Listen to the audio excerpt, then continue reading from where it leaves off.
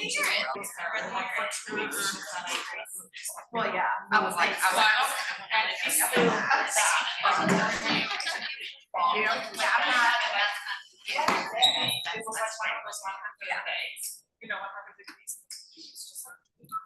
Everyone's okay.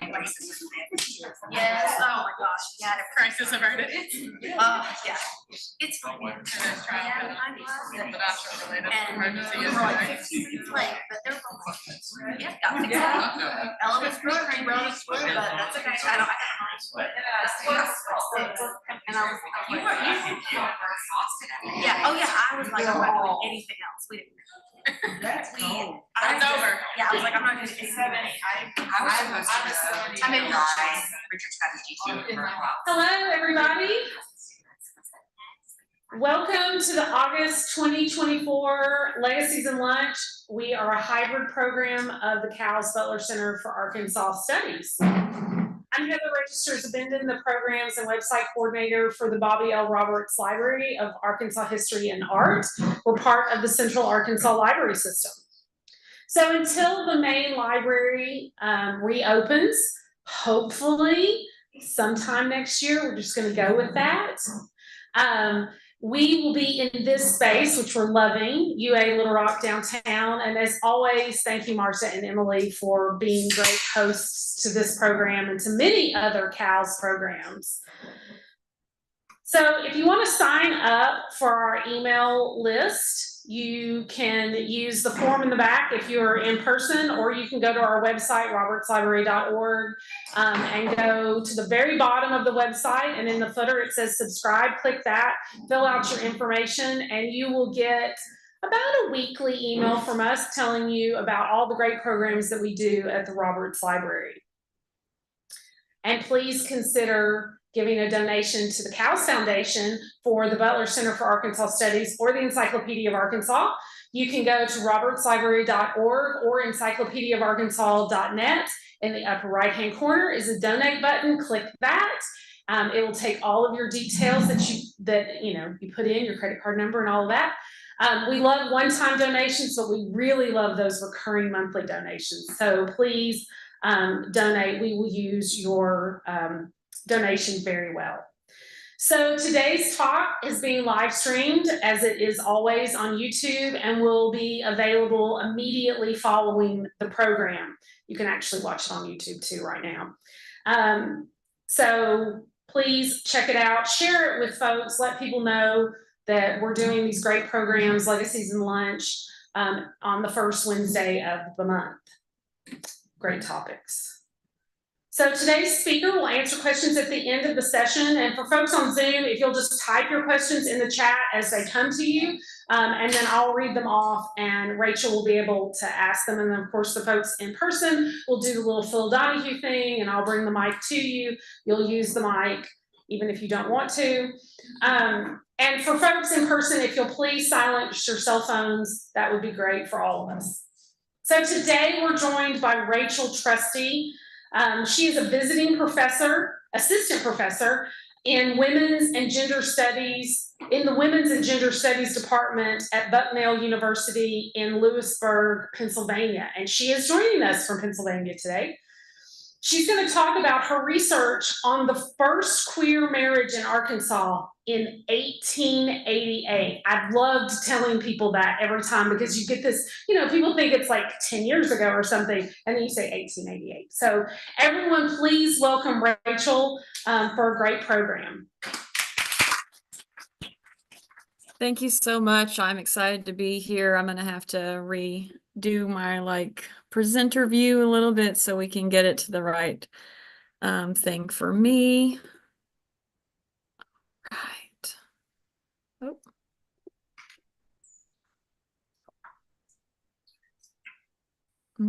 Okay. Nope, that's wrong. All right, so are you able to see the slide? Yeah. Yes, okay, good. So thank you so much. I'm excited to be here. I am working currently in Pennsylvania, but I'm an Arkansan. I'm from Russellville, Arkansas.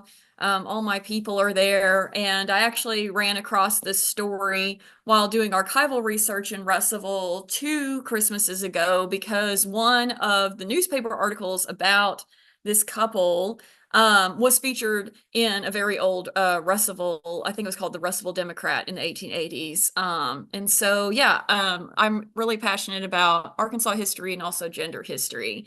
So I'll say this more at the end, but there's a long form article about this that I've written, and all of my primary source documents I pulled from the penitentiary records and the Arkansas State Archives and local places like the Fort Smith Historical Museum and things like that.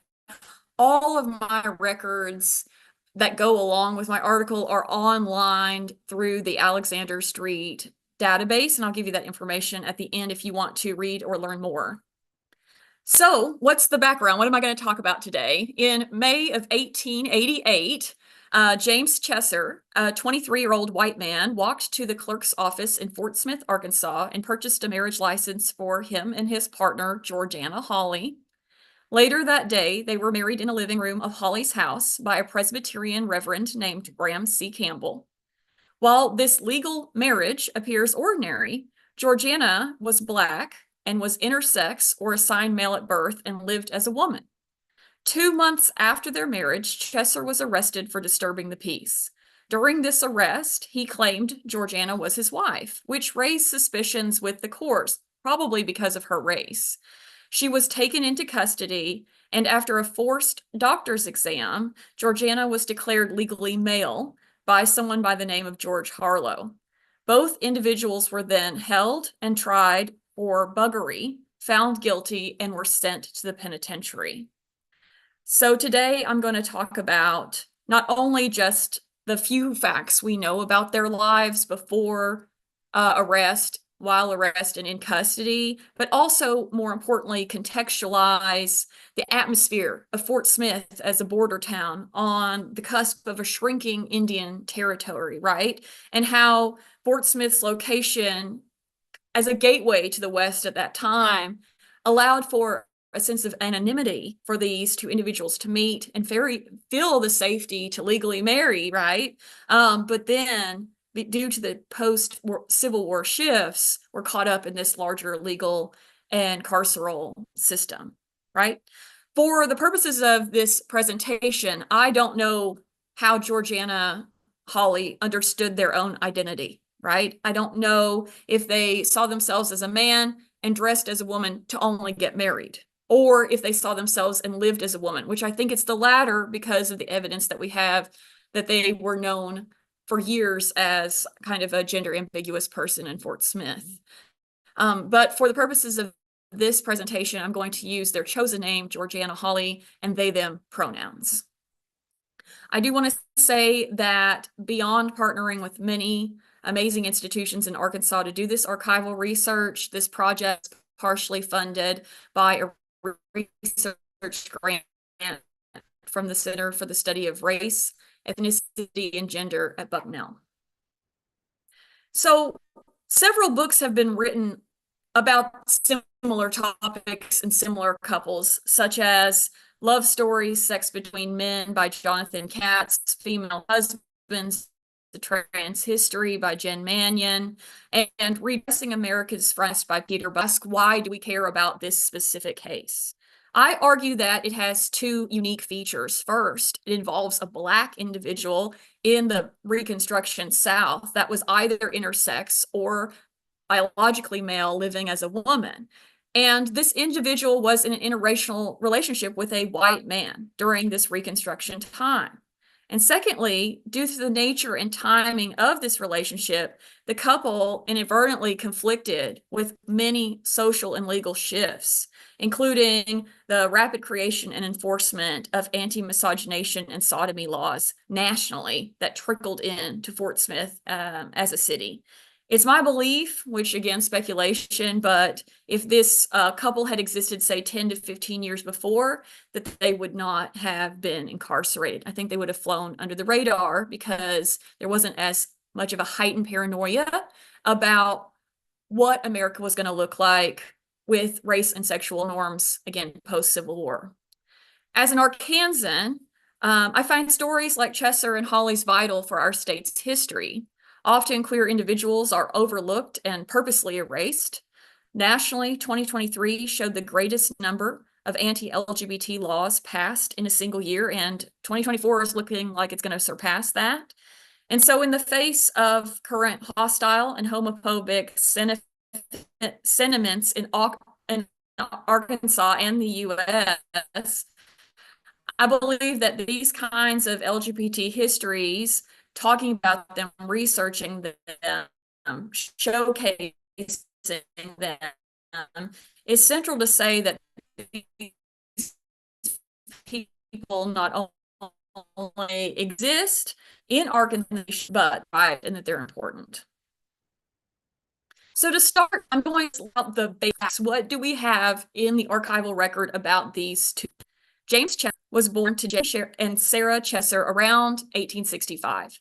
It's unclear if he was born in Arkansas or Missouri because family relocated from southern Missouri to Arkansas during or after the Civil War, right at the cusp of when he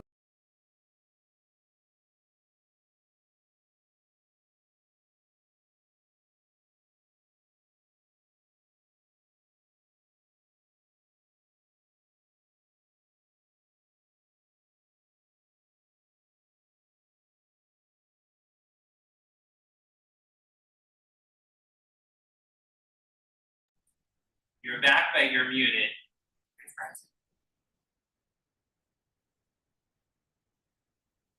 you're freezing up a little bit.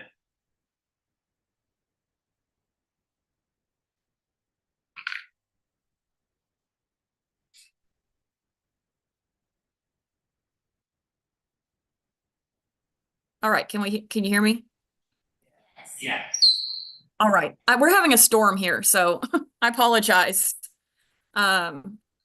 Let me actually do this to where I can see my notes again, because I can't.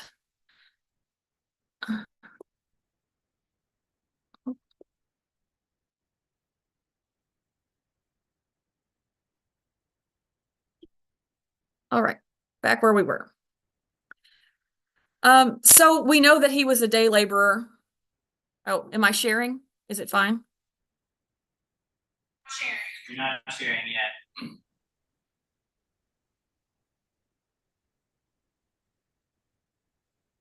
All right. Hey, there we go. There you go. Got it.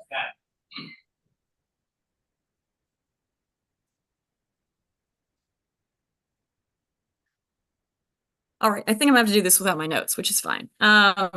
Let me just go back here and do this.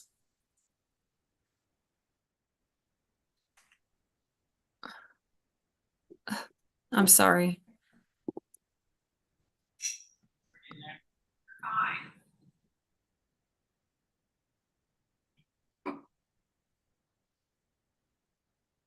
I'm assuming it's our storm that's causing some internet issues. I apologize. That's well outside your control, so. Yes, it is. If I need to do it without slides, I can do that too. So we're just going to see if it'll come back up. All right.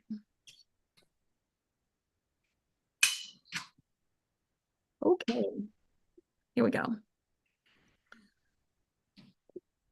Yes, the weather is just never great. Okay.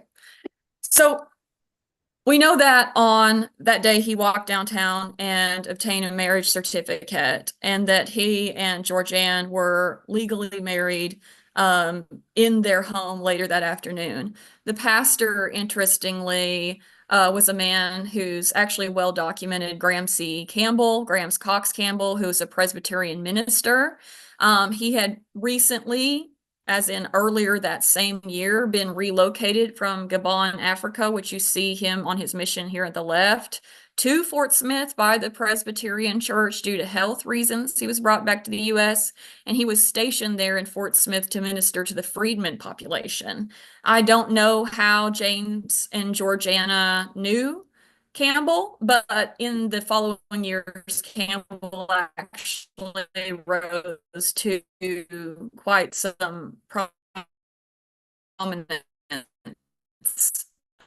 in Fort Smith as the city leader before moving on.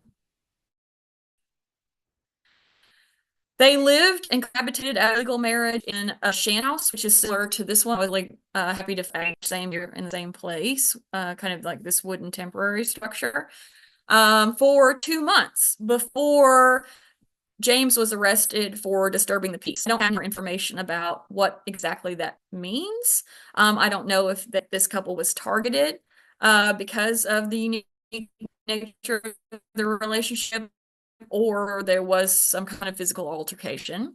He was an indicator. And either that arrest, his trial, he said that Georgianne was his wife. To clarify, and they found the marriage certificate, and then they were both taken into custody, and they pled not guilty to buggery, but they had a jury trial that was widely publicized, and they were sentenced to the state penitentiary after that. News of their marriage not only spread in Arkansas, but throughout kind of this central Midwest area, Missouri, Ohio, etc. These kinds of headlines, a white man duly married to a Negro man, the bride is a man, right? These emphasized the sensational nature of their unique union. So we have to also consider Fort Smith as the site of this, right? Like, was Fort Smith, as this border town to the Indian Territory, did it contribute perhaps to them meeting or them feeling safe enough to not only have a relationship, but again, the unique point here is to choose to legally marry? And I would argue, yes, right? You had thousands of people coming through Fort Smith to the west. You also had Fort Smith as a very important stop. So in the Indian Territory, alcohol was illegal. So people would come into town to buy alcohol, to access entertainment services, to get goods, and then go back out. So you had not only a growing population of the city itself, but a transient population. You had mines and lumber yards that drew in day laborers like James Chesser. You had new up-and-coming places like the Grand Opera House and the Hotel Maine that was built around this area. You had brothels, which prostitution in Fort Smith wasn't legalized till I believe it was like 1911, but we do know by 1900 that there were several houses working. So you had people coming to town for that. Not only did they have kind of official houses, but they had several sex workers working out of shanties as well in different parts of the city. That's documented. So people would come and go in Fort Smith for a variety of reasons. You probably, if you know about Fort Smith during this era, that this is also the time of Judge Isaac C. Parker, right, which is known as the hanging judge. And the hanging judge, right, Parker,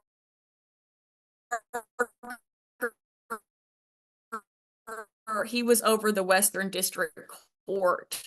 So Chesser and Holly, they were sent through the carceral system, the local kind of both city and city and county carceral system. So they didn't interact with Judge Parker, but they lived within blocks of his residence. And so if they worked in, say, of the factories or the kind of different mines and things, a lot of those were to the north part of Fort Smith, so they would have walked past this kind of downtown Gallo area every day. Like, they were within the same, like, say, 3-block radius where this was.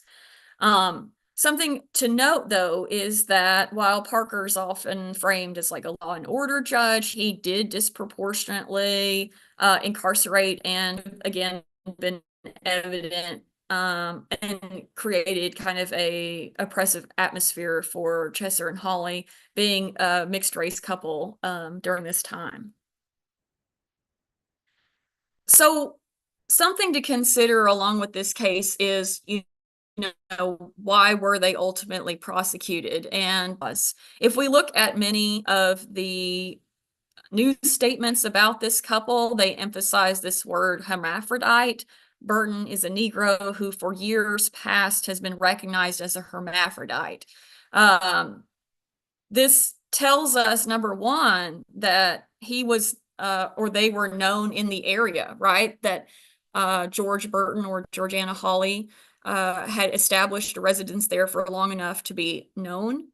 But then also there was something different about their either sexuality or their gender presentation or both. And so when we consider kind of digging into this word, if we do a search of digitized newspapers, at the same time, you don't really have this word hermaphrodite being used. Is it in relation to politics? If somebody was both a Democrat and a Republican, right? Two different things in one whole, this would be the word. So what we're really seeing with the use of this word in relation to Georgeanna Holly is a mark of difference, but there's no language during this time to really explain what's happening besides something different. It's important for the broader context to note that in 1888, homosexuality and heterosexuality, not only as terms, they didn't exist as terms, but they didn't exist as first medical designations and then later social designations. So when we're thinking about how people are living their lives, whether you are in what might be a same-sex relationship, as you see here, these are many images of men loving other men at the same time. They wouldn't have understood their identity as homosexual. They would have just been in a relationship with another man, right? So when we look back at the actual text of the arrest, it says that Georgeanna Holly stumped officers, right, as they could find nothing in the law books concerning the case. So it's this like slippage fluidity to where you don't have a situation legally, like a legal framework to either, number one, identify what's happening verbally or to prosecute, right? And so only then through a doctor's examination and then with the marriage certificate offering as a proof could they go forward with a buggery charge. Also, there were many people like Georgeanna Holly living in the American West at this time. Here again are several images. You have a picture on the far left from the Minnesota frontier with gender non-conforming people assigned female at birth, living as men. You've probably heard lots of stories about women dressing as men to fight in the Civil War, but there's an implication that then they became women again, but that's not true. Many of them continue to live and flourish as men, as we see here in the middle picture of Albert Cashier. And then you have another example of Mrs. Nash, who was a celebrated cook in the West, had many husbands, was well known, and then upon her death, it was discovered she was biologically male. So again, some scholars would say now, like they reclaim or past claim these individuals as transgender. I don't do that. I'm hesitant to do that because, again, transgender is a contemporary term. And so we don't really know how these people understood their identities in society at the time, but we do see here with gender nonconforming people and same-sex relationships, there is an intentionality and a boldness to what they're doing, right? And I feel like the American West and, say, Fort Smith with this kind of transient population allowed for anonymity enough to do this.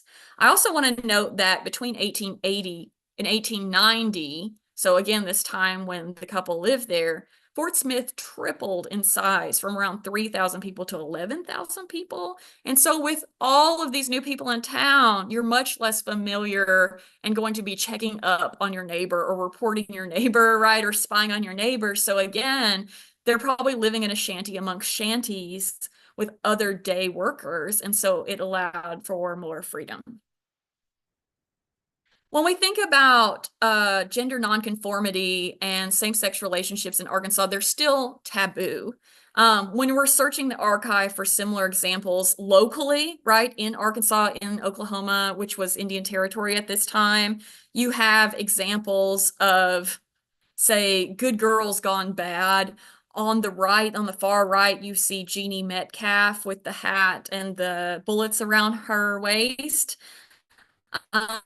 Jeannie Metcalf was someone who lived and dressed most of their life as a man and was part of several gangs that kind of patrolled and did heist and other sorts of crimes in Indian Territory. And when we read the news about this kind of gender presentation, oftentimes they'll frame it as, well, this, instead of saying, you know, this person really believed they were a man, they would say, oh, well, she dressed as a man and that allowed her to gain power, or that allowed her to have autonomy, or that demonstrates how deviant she was, or something like that, right? So they always excuse it.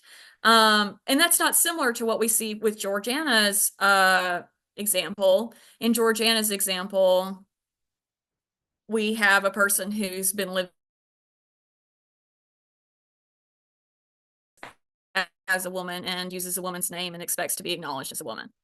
The only few, so like Georgianne, the male, biological male, dressing and living as a woman, but this person also, you know, did villainous acts, right? Charged with perpetrating upon his own wife a crime so fiendish, right?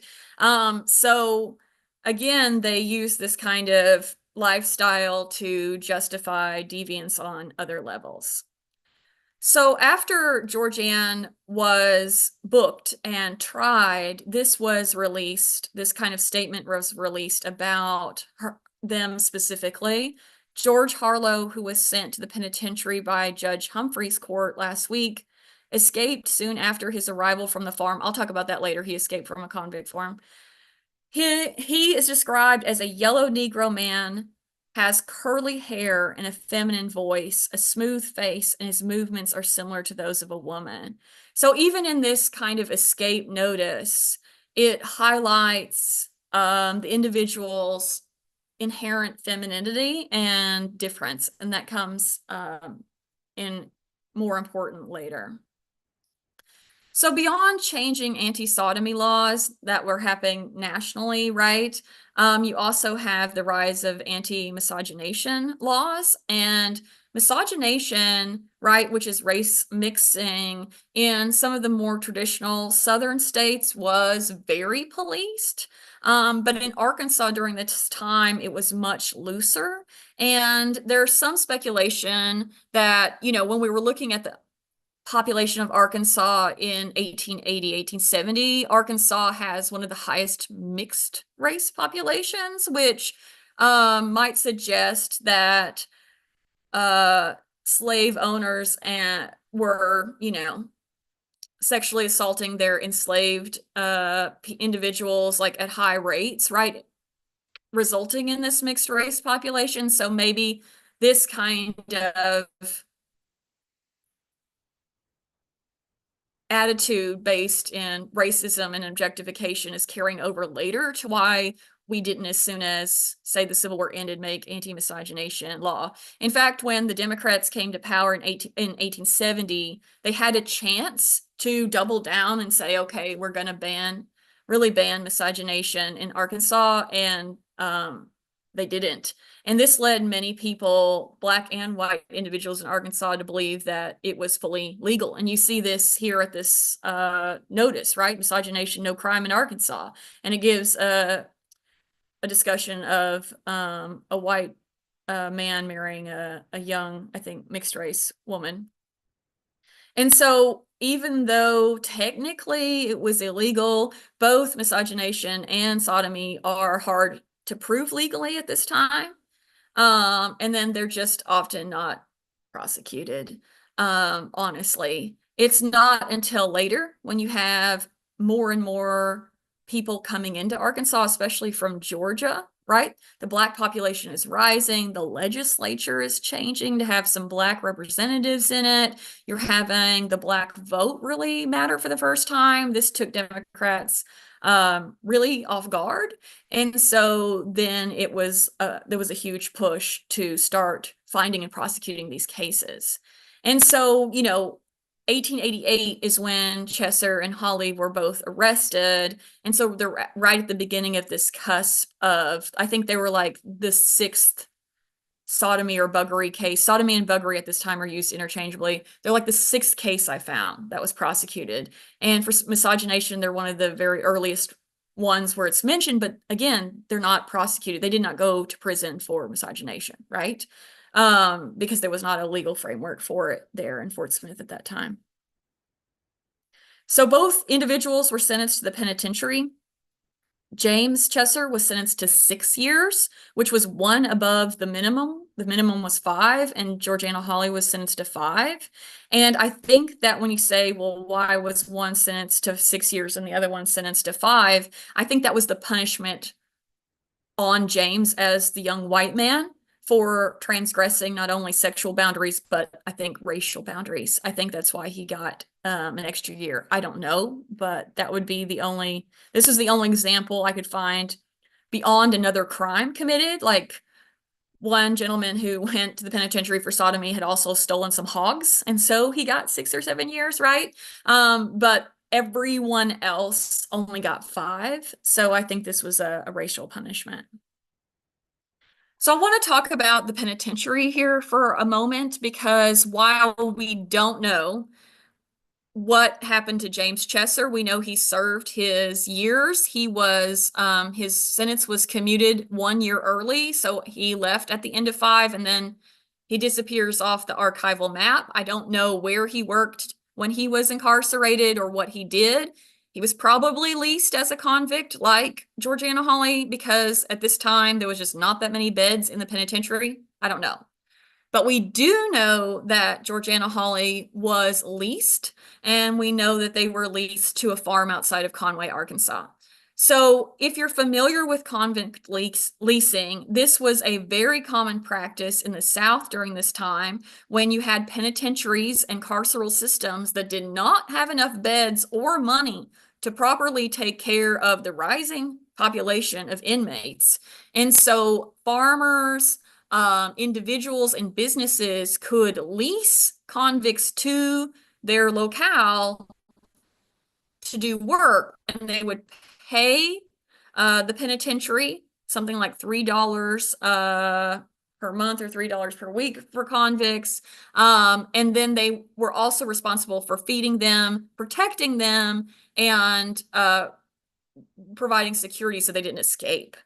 But just the same year that Chesser and Holly entered the system, there was this huge ruckus or political upheaval about convict leasing. It was already in Arkansas a disputed practice where people didn't like it, but there was discovery at Coal Hill, which we see these headlines to the left, where a lot of townspeople in Coal Hill had said there are some really vicious things happening. And so finally, the penitentiary sent people out there, and they found inmates were being starved, they were beaten, they were not provided clothing, and they also found a cemetery with 60 to 70 plus, the number's not accurate, unmarked graves from where inmates had either been murdered or had passed away and were buried there in this location, not unofficially, right? And so this horror, and you see these headlines, they really went across the state. They forced the penitentiary to change their approach to convict leasing. They didn't stop convict leasing until much later, until the 1910s and 20s, I think, when they moved it to have like official prison farms like Cummins, right? But they did institute an inspector for the first time that was forced to go to all the farms in the leased areas to make sure that the convicts were okay. And they also had a penitentiary physician to treat and care for the convicts. And we see just after that started in March, right? So this really went into effect by 1890. And so 1890 and later, you see much lower death rate amongst inmates at the penitentiary. And so again, another changing system that James Chesser for sure would have experienced being there the whole 5 years, but Georgeanna Holly just would see the beginning of this as they escaped. So I was working with the Arkansas Penitentiary Archives, and I was so excited to actually find details about where Holly served their term. They served it at this plantation called the Little Plantation or the Lolly Plantation. This is outside of Conway, in an area that was historically known as Lolly Bottoms. And it was run and started by John Elijah Little, who you see on the left. And he began it as a farm. He had formerly in Mississippi been what they called a hog boss for working enslaved individuals on plantations in Mississippi. And so when the Civil War ended, he and his family moved to Arkansas and really set up camp in a similar style as best he could, but with convicts, lease convicts, and tenant farmers. And he started with a kind of a 350-acre plot, which quickly grew over the years to like, I think something like 1,500 acres or more. But when Georgeanna Holly was sent there, it was small, it was 350 acres, and the convicts were really used to clear the marsh. So it was like hot, sweaty, awful labor to prepare it for cotton and alfalfa, which were their early primary crops. Later, again, Little expanded to many more crops, but I'm focusing on when Georgeanna Holly was there. These are some amazing pictures from the farm from the Faulkner County Museum in Conway. And these are latter pictures, but it gives you a similar idea of what's happening. So again, you need to think that Georgeanna Holly lived and presented as a woman, and even their escape notice was marked as a feminine person. But they were booked into the penitentiary system as male, and the penitentiary system at this time is sex segregated, so they would have been put here with other male inmates and been doing kind of man jobs, which puts them really at high risk, right, for physical assault and other injury that they are not separated in any way. Anecdotally, working with the archivist, you see on the right, this is a picture of the commissary. So in this building, when it was first built, which was after Holly left, but they would keep the female inmates, the convicts, on the bottom level, and then they would keep the male inmates on the top. And then so they would separate their sleeping quarters, and they had some images of kind of like where they would chain them up and things. It's pretty kind of horrific. But you see this kind of ladder sex segregated system on this plantation. And so I think that what they would have, again, Holly was there before this building, but they would have had something similar with Holly being with the men. Holly did escape from this prison farm, and they were one of many that not only escaped from farms in general around the state, but from this farm. I think I found 5 other or something like that escape notices from the Little Plantation. This area where the plantation is located historically was an all-Black settlement called Providence, and a majority of the tenant farmers that worked the Little Plantation were Black. And so I'm imagining Holly working in the fields side by side with free, not convicts, but free Black tenants that have been there for years and years, that know the land, that know the community, that have network. And so to me, it would have been easier in this situation for Holly to create important networks, and then to literally just what they probably did is like just walk off the farm into this community and then get networked out somewhere. And so that's kind of the lowdown on this case. Like I said, if you want more information, I have a very long article with all the like kind of historical breakdown. It's available on Alexander Street on a neat project they have called Queer Pasts. And, you know, so you can Google that and find that. If you're interested in learning more or have questions, you can email me through my website. And if you're interested in LGBT history or art history, that's what my Instagram is focused on. So thank you so much, and I'm happy to answer any questions. Thank you, Rachel. That was fabulous. Applause. Thank you. I swooped in too quickly, and the applause started, and I stopped it. I won't do that again. Questions from the audience?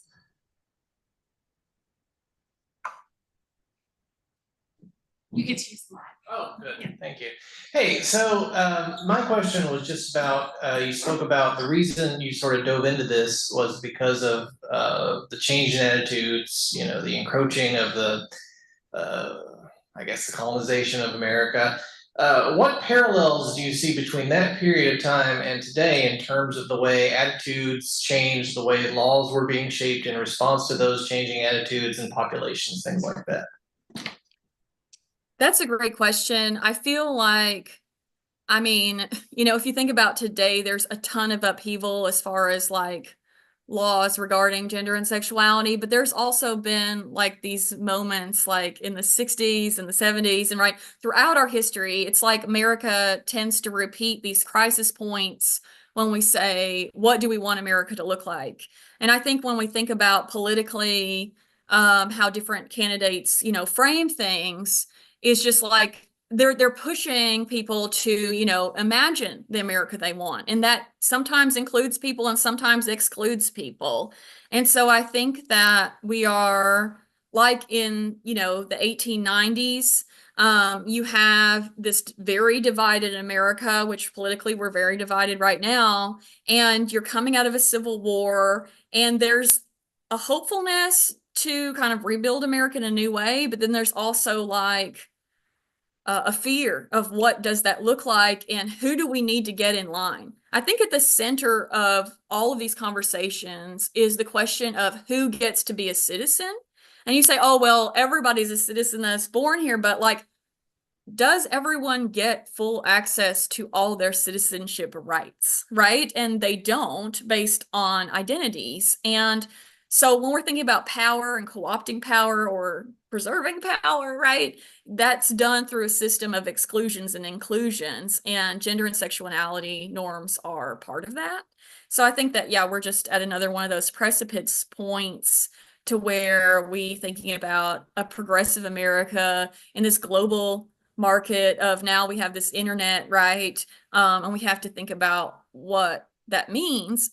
Also, as America's population is rapidly changing with race and ethnicity, right? It's making a lot of people very stressed out. And so that just, I think, leads different people to either include or exclude based on their ideologies. So I definitely think you can draw some parallels there, but I also think that here, now and then, there's been a lot of other times between that the same thing has happened.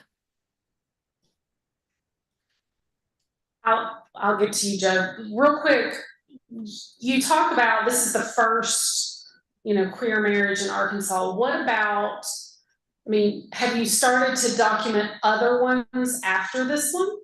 Have you started a table or database?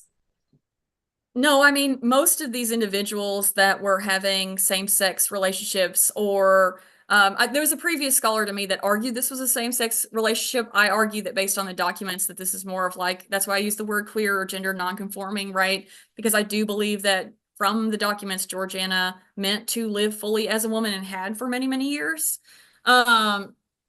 So I don't have a list of that, but I think that's part of archival erasure, that these individuals, it would not be to their benefit, right, to be out in the open and in the archive, because then they could be arrested or pinpointed. But beyond that, you know, we don't have the language, we don't have the framework. When we're thinking about LGBT history or making a queer history, oftentimes, which this is really awful, but like in this case, the records of queer individuals from the past only exist in police or carceral records, right? And so you only have one side of the story. That's why, you know, we have one doctor that went in there with Georgeanna and said, they're a man, right? And that was a prison doctor. So it's like, how much faith do we put on their reading of the situation? What pressures are happening? I will say, so the Democrats at this time, you know, are the ones that are more for segregation and normativity, right? And so all of the players in this case, the constable, the judge, one of the main lawyers, they were all up and coming and rising Democrats. So I'm just like, what's the political pressure around here to say, how can we incarcerate these people? We need a way. So let's do it. So there's a lot of, I'm sorry, I went off road there, but there's a lot of challenges to find other queer couples at this time. The books that I listed do a great job of digging through the evidence. And if you do newspaper searches for dress like a man, dress like a woman, and things like this is how you have to find people. But again, the unique to this case, for whatever reason, these two individuals went and got legally married, which definitely sets them apart from most of the other couples I've seen during this time period that just cohabitated, right? That they went and they got a paper, and that the Reverend saw them and understood them as a heterosexual white couple or a heterosexual mixed race couple, right? But under the Presbyterian rules, they had to be a man and a woman. And the Presbyterian kind of framework at the time, there wasn't a rule, but it would have very much looked down on race mixing. So they probably read James as a mixed race person and then Georgeanna as Black, and or that's what they told them. We don't know, but you know, he's the one who saw them with his eyes and made that decision. So it's interesting. So I would love to get with you in email and talk about what we can get online for the Encyclopedia of Arkansas with all of your research. It's super interesting. But as a specific question, you mentioned that if this couple had gotten together even 10 years earlier or later, it might have been a totally different situation. Can you speak a little more to that? I think that the changing pressures of the city, I mean, I think Oklahoma, it went from Indian Territory to Oklahoma in 1890, 1891. So like within like the next 5 years, you have the frontier rapidly disappearing. The person that was over the 1890 census made a statement that for the first time, there was not this unbroken line of like civilization and frontier. It was all being dispersed. And so I think there's this pressure on Fort Smith as a border town to get law and order under control, which we see reflected in Judge Parker and his kind of not only how he did things, but also the mythologies around him. And I think that trickled into state and city and county ways it was running. I mean, you have a man who says, you know, we have Constable Frizzell entering the home. They see James and Georgeanna both there. So then when James says, this is my wife, I'm assuming because this individual's Black, they were like, this is strange, right? But again, there's not even a framework. So the sodomy law at this time says that you visibly have to see two people in the act. You know, in order for them to go to prison, what normally just the active participant, as you would say, would go to prison for sodomy and the other one would not. But this is a weird case where we don't have visible evidence. We don't have anything. We have a marriage certificate. And how in 1888 they were understanding marriage as if you have a man and have a wife, that wife belongs to that man. That man has all marital access to her. So they're applying some of that heterosexual implication to this queer couple. So yeah, I think that you have these national trends happening for the first time where sodomy is being prosecuted, not only, you know, in Arkansas, but like everywhere for the first time. And then especially as we get to the 1890s, this more increased racial fear. And so I don't know what would have happened 10 years earlier or 15 years earlier, but I do know that by the time you get to 1890, you had several mixed race couples living in Fort Smith and in Little Rock on the census in 1870, but by 1890, you only have a handful. And so at least with race, we know that there was a paranoia to be declared, right? A declared couple at that time. So yeah, it's speculative. That's my speculation, but I do know that, you know, I mean, we know that several presidents visited Fort Smith over the course of it being this kind of border town. So while it is an Arkansas city, it was also on the national map because of it being, you know, the Western District Court and all these things like that. And so it's just like, oh, well, if we're going to be kind of like this jewel or progressive or whatever we're going to be. But I think it's also interesting to note like that Fort Smith becomes one of the only cities that legalizes prostitution, you know, by 1911. And so it's like, okay, you allow sexuality that's heterosexual, that's white individuals with white individuals, right? So we condone this sexuality, but not those sexualities, right? So it's just a really interesting city at that time. Thank you. Any other questions? And I don't think we have any questions on Zoom, do we? I didn't see any. Okay. But sometimes one comes in at the very end and I miss it. So thank you so much, Rachel, for doing this. We really appreciate it. It will be available on YouTube. And I will put in the description the information from that last slide as well, where you can find other information and get a hold of Rachel. So thank you again, Rachel. Thank you so much for having me. And yes, please reach out with any questions you have. You know, Heather, you can share my email or, you know, you can email me. It's on my emails through my website. And there's so much, you know, more details I could have given. And so if you want those, I will be happy to provide them. Great. Thank you. Thank you. So thank you everybody for coming and being here today in person and on Zoom. Before we leave, quick announcements. This Friday, as in like 2 days away, is Second Friday Art Night. We are at, Colin will be there with, you know, jazz hands and everything.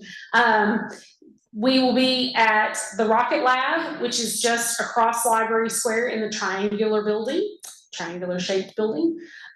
So please join us from 5 until 8. There will be artists there selling their wares. There's going to be live music. I'll be there to knit with people or teach people how to knit. So bring a friend, bring a date, bring your knitting, make a night of art, music, and mingling, Second Friday Art Night. And it is underwritten by the folks from the Wingate Foundation, and we love the Wingate Foundation.